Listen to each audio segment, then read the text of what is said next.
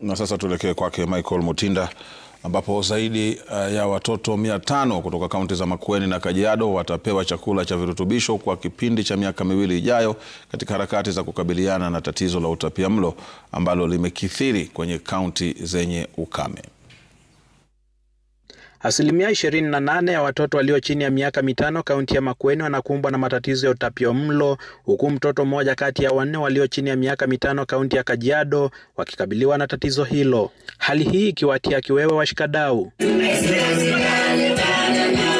Ni kutokana na hali hii ambapo shirika la kijamii linalojihusisha na watoto la Emali Dedicated Children's Agency kwa ushirikiano na shirika la Glenmark limezindua mradi wa kutoa chakula cha virutubisho kwa watoto.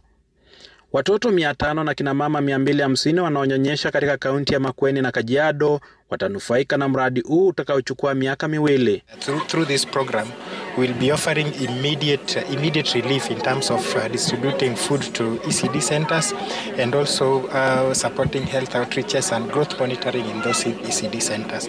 And through those screenings we'll be able to highlight more cases that would require immediate needs and attention for us to focus on in terms of moving the development of children further. They identified these counties and they told us that this is where the need is and that we're going to be making an impact in this area, and we look forward to working very closely with the county ministries. Asilimia kubwa ya watoto walioko chini ya miaka 5 katika maeneo kame humu nchini wanakumbwa na matatizo ya utapiamlo kutokana na ukosefu wa chakula cha kutosha kwenye kaunti hizo.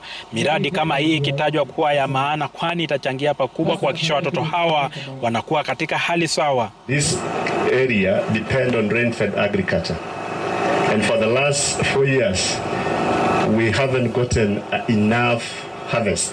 You can now guess what is happening to the life of these people. With stunting still affecting approximately 1 in 4 children under 5 years in Kajiado, and access to quality nutrition services for mothers remaining a persistent challenge, this initiative has filled a critical gap in health services delivery. The feeding program, knowing that a child is born with 50% of their brain developed and the rest of it happens within the first 5 years and probably the 6th year, this is a program that we definitely appreciate as a county government, because that way we are building a strong foundation. Most of these children maybe are having even 1 meal a day in their homes, and even some other times none. So, and we know academic success depends on the nutrition that we give to these people. Michael Mutinda, Runinga Citizen. Mtazamaji, nitapata fursa hapa ya kumeza mate kabla ya kurejea na taarifa kede.